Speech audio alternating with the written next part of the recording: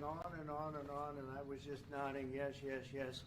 And he really sold me out, because I got back the next day and I read the papers. I said, that's not what we said. He's a smart customer, I will tell you that. How would you exactly what we agreed. Mr. President, you called Zelensky a dictator. Would you use the same words regarding Putin? I don't use those words lightly. I think that we're going to see how. I think we have a chance of a really good settlement between various countries. And, you know, you're talking about Europe, and you're talking about Ukraine as part of that whole situation. The other side has a lot of support also. So let's see how it all works out. It might work out. Look, you can never make up lives. The one thing you can make up the money, but you can't make up the lives. A lot of lives lost. I think probably a lot more lives than people are talking about. It's been a rough war, but I think we're close to getting it solved. Question about Doge, sir.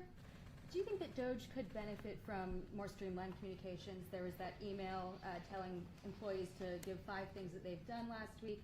Agency heads then told people to ignore it, but Elon Musk. About the last email that was sent, where he wanted to know what you did this week. You know why he wanted that, by the way? I thought it was great, because we have people that don't show up to work and nobody even knows if they work for the government. So by asking the question, tell us what you did this week, what he's doing is saying, are you actually working? And then if you don't answer, like you're sort of semi-fired or you're fired, because a lot of people are not answering because they don't even exist. They're trying to find, that's how badly various parts of our government were run by, and especially by this last group. So what they're doing is they're trying to find out who's working for the government. Are we paying other people that aren't working? And, you know, where is all that? Where's the money going? We have found hundreds of billions of dollars of fraud so far, and we've just started. We're actually going to Fort Knox to see if the gold is there, because maybe somebody stole the gold. Tons of gold. Some of the agencies. So I think it was actually, there was a lot of genius in sending it. We're trying to find out if people are working. And so we're sending a letter to people, please tell us what you did last week. If people don't respond, it's very possible that there is no such person or they're not working. Some of the agency heads instructed their employees not to respond because they were waiting on further guidance, but Elon Musk's tweet said a failure to respond would be taken as a resignation. So there's been a disconnect in communications. Yeah. Are you concerned at all about that? No. That was done in a friendly manner. Only things such as perhaps Marco at State Department, where they have very confidential things, or the FBI, where they're working on confidential things. And they don't mean that in any way combatively with Elon. They're just saying there are some people that you don't want to really have them tell you what they're working on last week. But other than that, I think everyone thought it was a pretty ingenious idea. We have to find out where these people are. Who are they? And we said, if you don't respond, we assume you're not around. And that holds, that stands. And you're not getting paid anymore, too. So, you know, we're doing a real job. And we just had a poll come out, I guess the Harvard poll, saying that it's massively popular what we're doing. So. Mr. President, do you still believe in NATO, in the alliance between Europe and America in NATO? Are you going NATO to is in June? very much involved in this. When I first got elected at the very beginning, first term, I got hundreds of billions of dollars put into NATO. NATO had no money because they hadn't paid for years. And I said, look, if you don't pay, we're not going to be a part of NATO. We're not going to protect. We're not going to do what we're supposed to do. And we took in hundreds of billions of dollars into NATO. No, NATO is a good thing if it's done properly and if it's used properly. Mr. President, in these days you speak a lot about tariff in Canada, in Mexico, and in Europe. I want to know what is your idea about Italy, if you want to make the same thing in Italy. What? Can you talk up a little louder? In these days... No, louder. Can you talk a little louder? You have a beautiful voice, but you're not... In these days you speak... Where are you from? Italy. From Italy? Oh, I love Italy. Go ahead. I want to know if you have the same idea with Italy about tariffs. Well, look, I love Italy, and Italy is a very important nation. We have a wonderful woman as your leader, and she was on the conversation today, one that we had, the G7. And no, I think Italy is doing very well. I think Italy's got very strong leadership with Georgia. Monsieur le Président, qu'est-ce que vous répondez au président Trump qui a dit que les Français et les Britanniques n'avaient pas... Any other questions over here? Yes, ma'am. Can you clarify what you meant in your truth today on the major economic development transactions between the U.S. and Russia? In more detail? With respect to what, Russia? In solving a peace deal, you said there will be major economic development transactions which will take place between the United States and Russia. Yeah, we're trying to do some economic development deals. They have a lot of things that we want, and we'll see. I mean, I don't know if that will come to fruition, but we'd love to be able to do that if we could. You know, they have massive rare earth. It's a very large, it's actually the largest in terms of land. It's by far the largest country. And they have very valuable things that we could use, and we have things that they could use, and it would be very good if we could do that. I think it would be a very good thing for world peace and lasting peace. Well, I mean, our first, by far, our first thing that we want to do, the first element of the overall transaction is ending the war.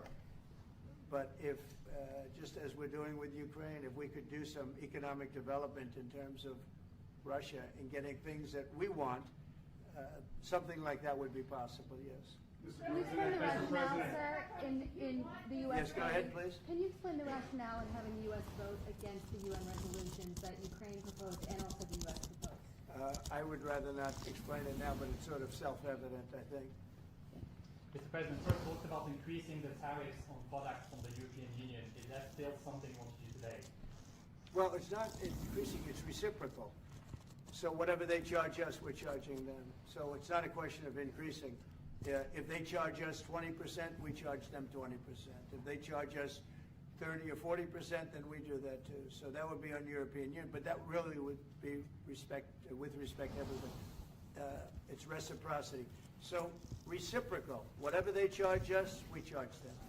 Nobody has a problem. Even you, I see you don't have a problem anymore, right? Mr. President, are you thinking of going to Moscow soon, maybe in May for the 9th of May for the I anniversary? mean, not soon, but I would be certainly, if this all gets settled out, which I think it will, sure, I would go there. On the 9th of And May? you'd come here too.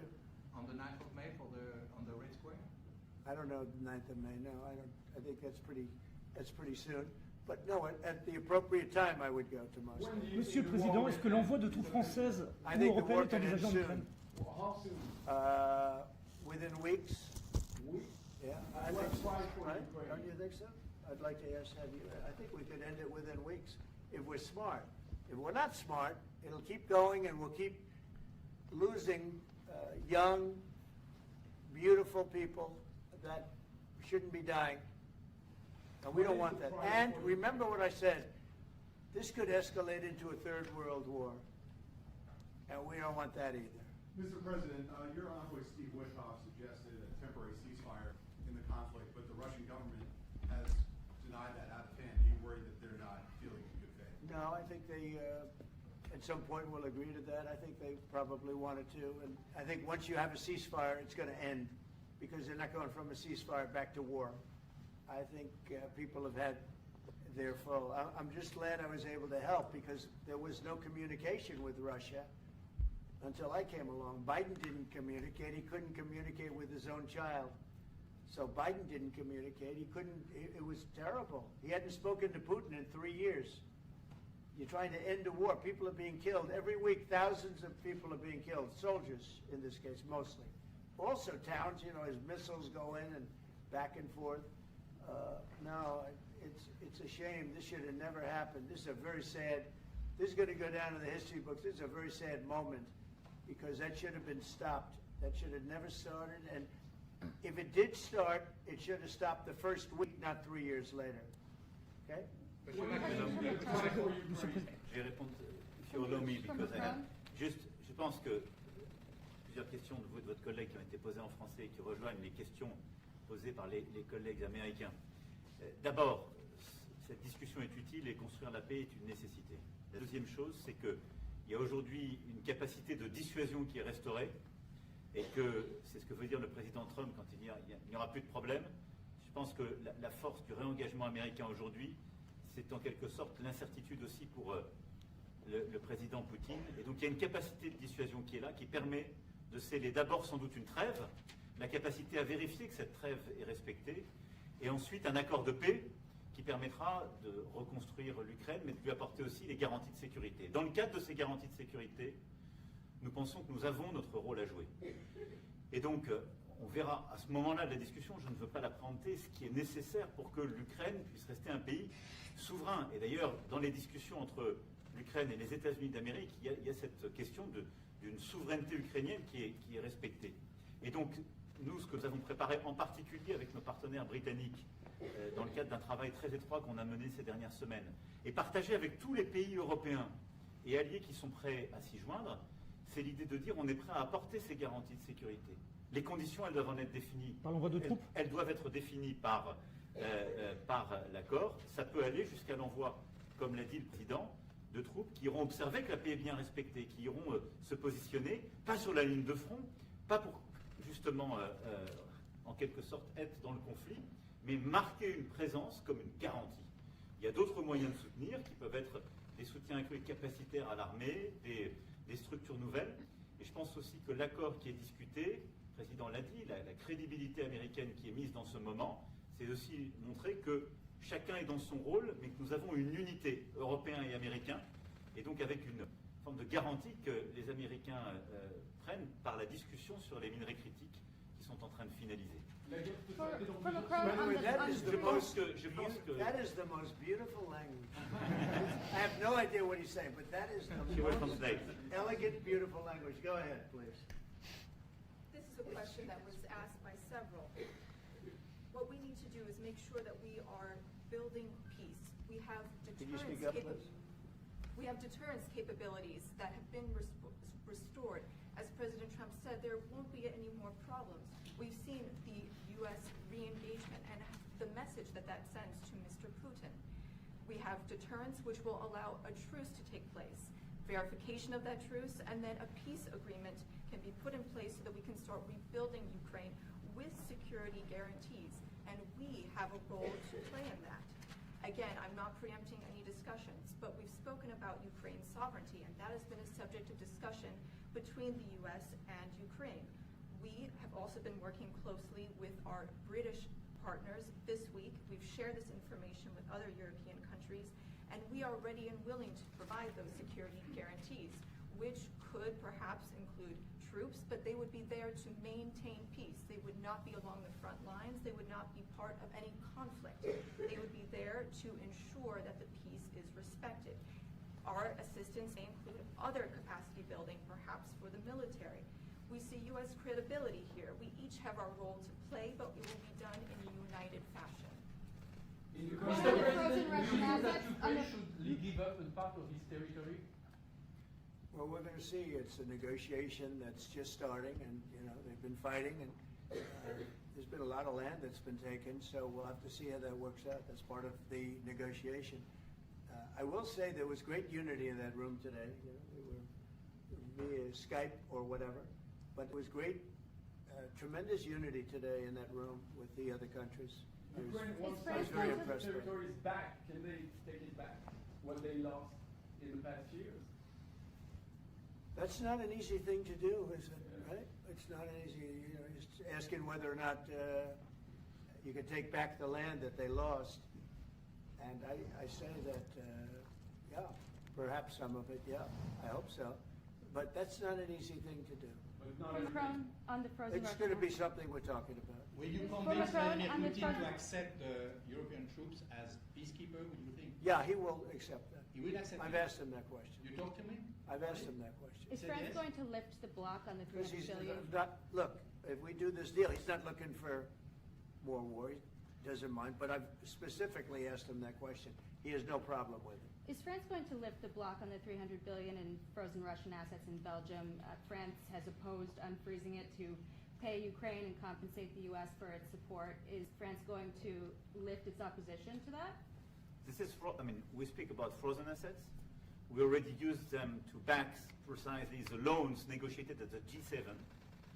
And it's part of the sanctions, so it will depend on the follow-up of the discussions. But clearly we respect international law. It's just frozen assets now. You can take the proceeds of the frozen assets, but you cannot take the assets themselves because it's not respecting international law, and we want to respect international How law. is one different than the other? If you can take the proceeds from it, how can you not take Because the it's assets? very different. You keep the assets, you take the proceeds because they are paralyzed in a certain way. You take the proceeds during the wartime, but you keep the assets, and it's part of the negotiation at the end of the war.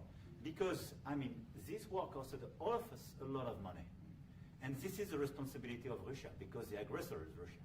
Should the U.S. be compensated? So at the end of the day, this frozen asset should be part of the negotiation, all in all. Will France support the U.S. being compensated?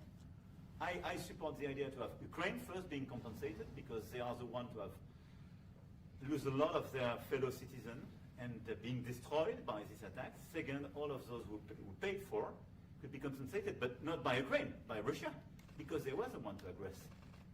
Again, just so you understand, Europe is loaning the money to Ukraine. They get their money back. No, in fact, to be frank, we paid. We paid 60% of the total efforts, and it was through, like the US, loans, guarantee, grants, and we provided real money, to be clear. We have 230 billion frozen assets in Europe, Russian assets, but this is not as a collateral of a loan, because this is not our belonging. So they are frozen. If at the end of the day, in the negotiation we will have with Russia, they're ready to give it to us, super. It will be loan at the end of the day, and Russia would have paid for that. If you This is my believe wish. that, it's okay with me. Mr. President, But they get their money back, and we don't, and now we do. But, you know, that's We will only fight fair. about it. Mr. President, do you think Russia should be the one that pays everybody back, or the aggressors? Well, we're negotiating everything, and everything's on the table, and we'll see if we can get some land back, and we'll see about a lot of different things. And we're going to be making a little speech and say a few words. In a little while, we're going to have another meeting, a luncheon meeting, and we'll see you in about 2 hours. Okay? Thank you very much, everybody. Thank you, Fred. Thank you, Fred. Moving out. Let's go, let's go. Moving out, Cameron. Thank you very much. Thank you. Thanks, guys. All right, headed out this door right here, right here. We're moving out. Thank you, sir. Good to see you. guys. Right here. Thank you, Mr. President. Good to see you, sir. Cameras, out the door. Thank you. Out the door. Thank you. Moving out. Let's move. Moving out. Thank you. Thank you. Thank you. Straight out. Thank you.